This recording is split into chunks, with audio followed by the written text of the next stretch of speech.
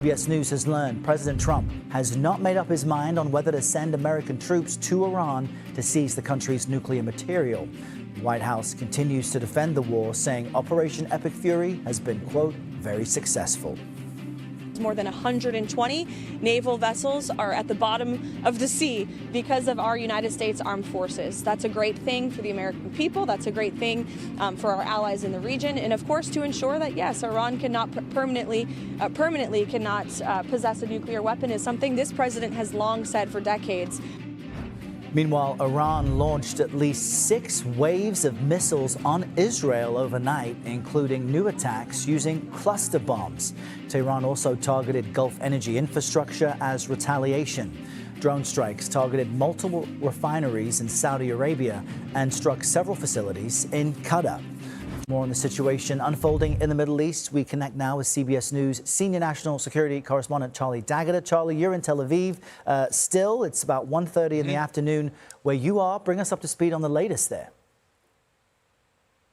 Yeah, good morning, Errol. A lot to report on. President Trump is squaring off against both sides of this conflict, saying the U.S. has nothing to do with Israel's bombing of Iran's gas fields, demanding Israel stop immediately, threatening to blow up Iran's gas fields if that country keeps attacking energy facilities in the Gulf.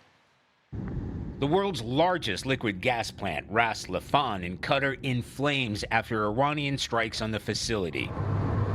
The world's largest gas field, South Pars in Iran, among multiple sites attacked by Israel. President Trump angrily berating both sides on social media. No more attacks will be made by Israel, warning if Iran strikes Qatar again, the U.S. will massively blow up the entirety of the South Pars gas field at an amount of strength and power Iran has never seen or witnessed before.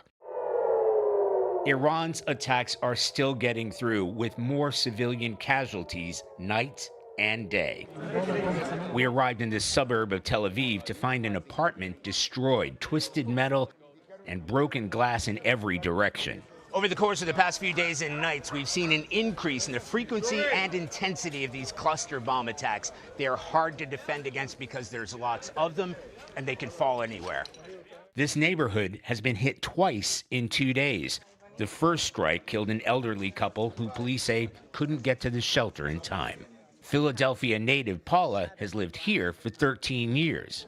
Americans will be wondering, why do you stay? I think it's more important as a Jew to be here than ever before. I still feel safer living here than I do being a Jew living in the United States or Europe right now.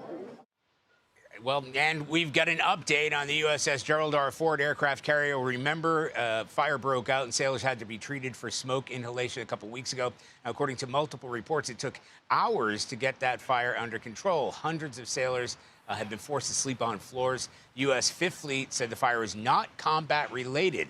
And officials we spoke with this morning say the carrier is now headed to a U.S. Navy port in Greece for repairs and some much-needed downtime for the sailors.